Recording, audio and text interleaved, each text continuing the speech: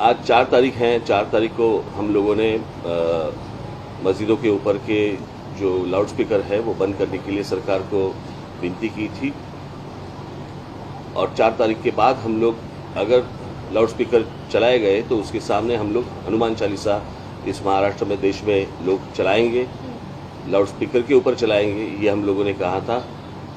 उसके हिसाब से अगर महाराष्ट्र में आज का मुझे जो समझ आया है, जो सुबह मुझे बताया गया, उसके हिसाब से कुछ 1400 या 1500 कुछ मस्जिदें हैं और उसके ऊपर से 135 मस्जिदों के ऊपर सुबह 5 बजे के पहले जो सुप्रीम कोर्ट ने जो बताया वो नियम तोड़कर 135 मस्जिदों के ऊपर सुबह अजान लगाई गई लाउड स्पीकर के ऊपर। मैं पूछ रहा हूं महाराष्ट्र की पुलिस को, इन 135 मस्जिदों के ऊपर आप कौन सी कार्रवाई करने वाले हैं? आप कौन से समुदाय से आते हैं?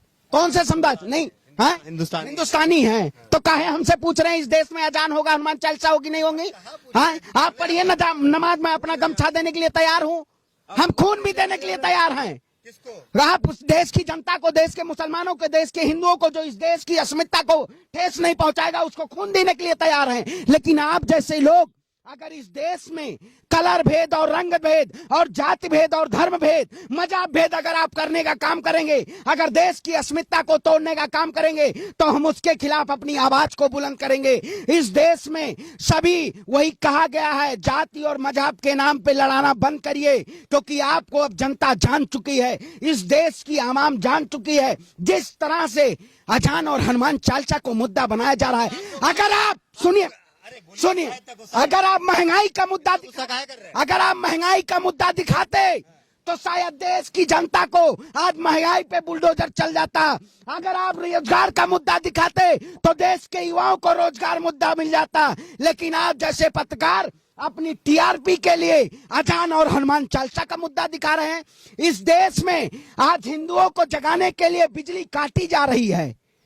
अगर भारतीय जनता पार्टी हिंदू हितैषी पार्टी है तो हिंदुओं को वो शिक्षा दे, हिंदुओं के हाथ में तलवार ना दे, हिंदुओं के हाथ में भगवा फहराने के लिए मस्जिदों पे जाने के लिए वो करती है। इस देश में हिंदू अगर गरीब का बेटा पत्थर फेंकेगा और अमित शाह का बेटा बीसीसीआई का चेयरमैन अध्यक्ष होगा, अब आप माइक लगा के इस देश की जनता को तोड़ने का काम करेंगे?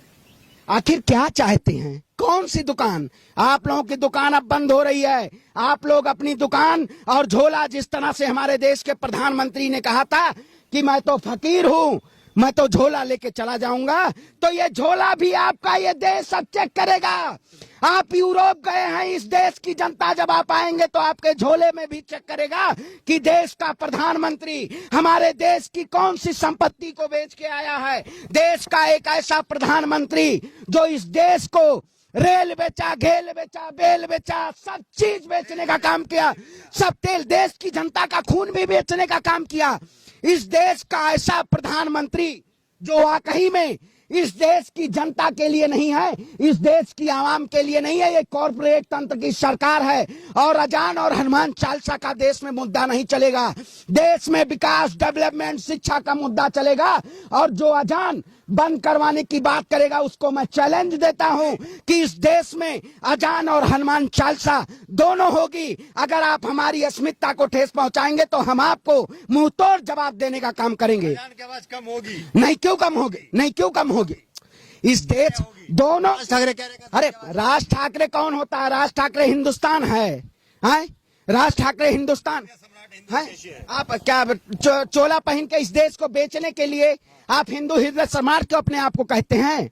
बजरंग मुनि हिंदू हृदय सम्राट है, साची महाराज हिंदू हृदय सम्राट है। क्या किसको कह रहे हैं हिंदू हृदय सम्राट? जो कि यूपी बिहार पे भेदभाव करता था।